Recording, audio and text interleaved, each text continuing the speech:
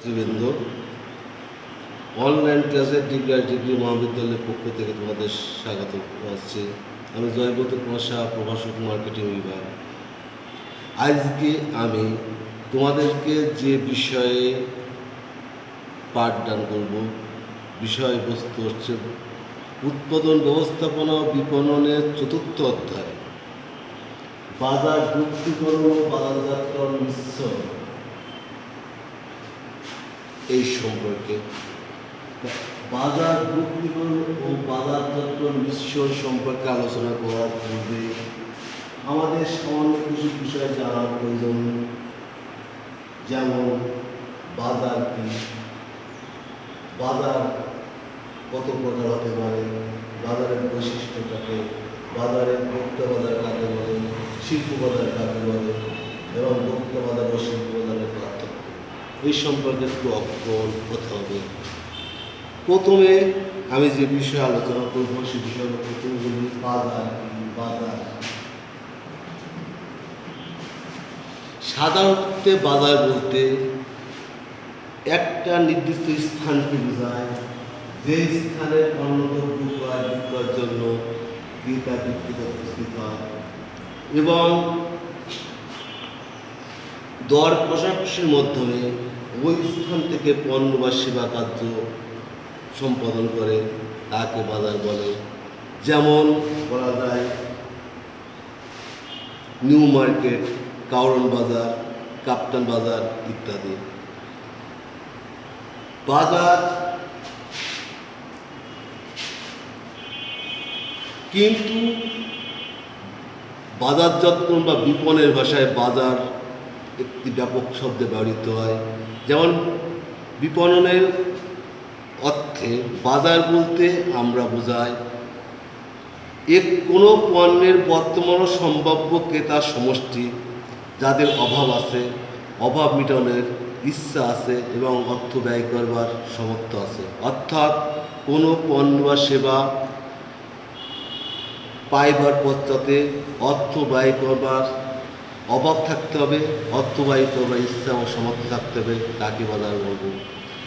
সুতরাং এই সংজ্ঞাটি বিশ্লেষণ করলে আমরা বাজারের তিনটি বৈশিষ্ট্য লক্ষ্য করি। প্রথমত, অভাব আছে এমন ব্যক্তি, অভাব আছে এমন ব্যক্তি বা প্রতিষ্ঠান হতে হবে বা প্রতিষ্ঠান হতে হবে। দুই নম্বর হচ্ছে অভাব পূরণের প্রয়োজনীয় অর্থ থাকতে হবে, অর্থ থাকতে হবে।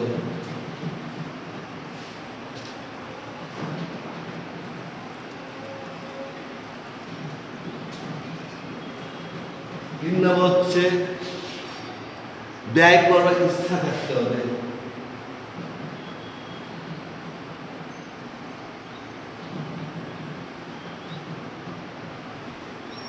চার নম্বর সামর্থ্য থাকতে হবে, সামর্থ্য থাকতে হবে। অর্থাৎ কোনো পণ্য বা দ্রব্য বা সেবা পাইবার পশ্চাতে অর্থ ব্যয়ের অভাব, সে ব্যক্তি বা প্রতিষ্ঠানের যদি অভাব থাকে, অভাব ব্যয় করার মতো অর্থ থাকে এবং অর্থ ব্যয় করবার ইচ্ছা বা সামর্থ্য থাকে, তখন আমরা সেটাকে বাজার বলব। তার এই বাজার বলতে বোঝাচ্ছে আমরা একটি পণ্য বা ক্রেতার সেট বা বিন্যাস, যেখানে অভাব থাকবে, অর্থ থাকবে, ইচ্ছা থাকবে এবং সামর্থ্য থাকবে, সেটাই হলো বাজার। বাজারের শ্রেণীবিভাগ আলোচনার পূর্বে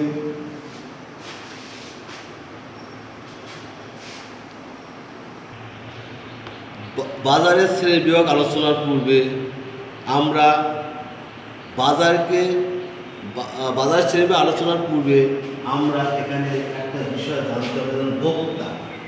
এখানে বলা হয় বাজারকে বলবো দুই শ্রেণী ভাগ করে, ভোক্তা বাজার ও শিল্প বাজার। তা ভোক্তা কি আর ক্রেতা কি, এই সম্পর্কে একটু ধারণা থাকা প্রয়োজন। ভোক্তা হলো যা ব্যক্তিগত বা পারিবারিক ভোগের জন্য যারা পণ্য বা সেবা ক্রয় করে, তাকে বলবো বা ভোক্তা। আর ক্রেতা বলবো যারা পণ্য ক্রয় করে ভোগ করতেও পারে, অর্থাৎ সেই সমস্ত প্রতিষ্ঠান বা ব্যক্তি যারা ব্যক্তিগত বা পারিবারিক ভোগের জন্য পণ্য ক্রয় করতে পারে অথবা ভোগ করতেও পারে নাও পারে, সেটা হলো ক্রেতা। অর্থাৎ ভোক্তা হলো ভোগের নিমিত্তে পণ্য ক্রয় করে, আর ক্রেতা ভোগ করতেও পারে নাও পারে, এটা হলো ক্রেতা।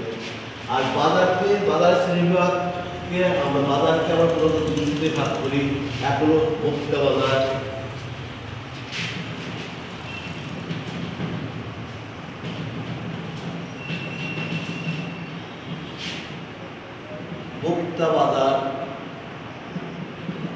আর শিল্প বাজার। এবার আসি ভোক্তা বাজারে। ভোক্তা বাজার হলো যারা ব্যক্তিগত বা পারিবারিক ভোগের উদ্দেশ্যে পণ্য ক্রয় করে, অর্থাৎ ব্যক্তিগত পারিবারিক ভোগের উদ্দেশ্য অর্থাৎ চূড়ান্ত পণ্যের ভোক্তাকে আমরা ভোক্তা বাজার করবো। যারা পণ্য ভোগ করার উদ্দেশ্যে পণ্যটা বা সেবাটা ক্রয় করবে, তারা হলো ভোক্তা বাজার, তাদের নিয়ে হলো ভোক্তা বাজার গঠিত। আর শিল্প বাজার হলো অন্য কোনো পণ্য উৎপাদন উদ্দেশ্য, অন্য কোনো মানে যে পণ্য সরাসরি ভোগ করবে না, অন্য পণ্য উৎপাদন উদ্দেশ্যে যারা পণ্য ক্রয় করে, তাদেরকে নিয়ে শিল্প বাজার গঠিত। অর্থাৎ চূড়ান্ত ভোগের উপযোগী পণ্যকে আমরা ভোক্তা বাজার নিয়ে গঠিত। আর শিল্প বাজার হচ্ছে মূলত বলা হচ্ছে যারা পণ্য সরাসরি ভোগ করবে না, নূতন বা অন্য কোনো পণ্য তৈরির উদ্দেশ্যে যারা পণ্যটা ক্রয় করে, তাদের বললে হলো শিল্প বাজার গঠিত। তাই ভোক্তা বাজার আর শিল্প বাজার, তাই আমরা ভোক্তা কি জানলাম, ক্রেতা কি জানলাম, ভোক্তা বাজার কি এবং শিল্প বাজার কি, এই সম্পর্কে আমরা অবগত। এবার ভোক্তা বাজার ও শিল্প বাজারের পার্থক্যটা আলোচনার পর্বে ভোক্তা বাজারের বৈশিষ্ট্য যদি আমরা জানতে পারি, তারই ভোক্তা বাজার এবং শিল্প বাজারের পার্থক্যটা আমরা সহজে নির্ণয় করতে পারবো। যেমন ভোক্তা বাজারের গঠন, ভোক্তা বাজারের গঠন কেমন হবে, ব্যবহার কেমন হবে, অবস্থান কেমন হবে, এই সম্পর্কে যদি আমরা জানি।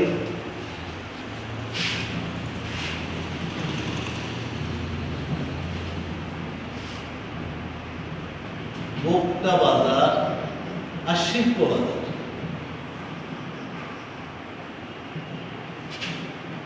এর বৈশিষ্ট্য যদি জানা থাকে তাহলে আমাদের পার্থক্য নির্ণয় করতে সহজ হবে। যেমন বৈশিষ্ট্য, ভোক্তা বাজারের গঠন, অবস্থান, ক্রয়ের পরিমাণ, একক প্রতি মূল্য, ব্যবহার,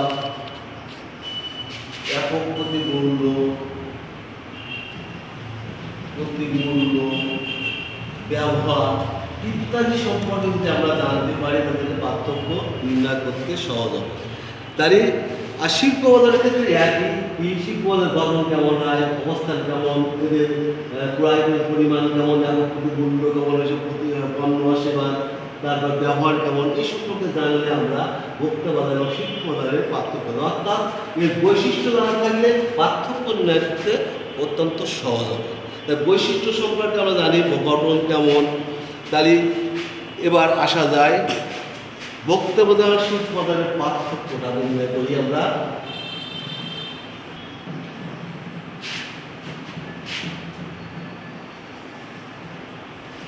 ভোক্তা বাজার, শিল্প বাজার।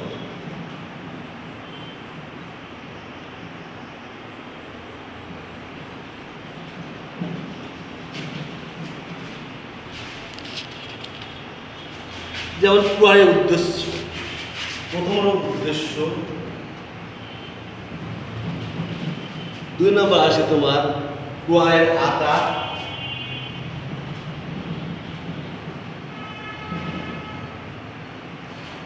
3 নম্বর আসে তোমার ক্রয়ের বিবেচনা,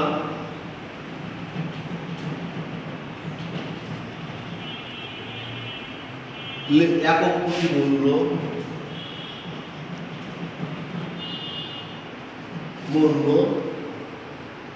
বন্টন প্রণালী,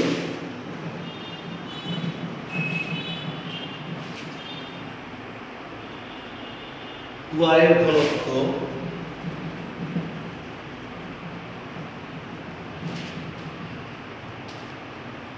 ক্রেতার সংখ্যা ইত্যাদি।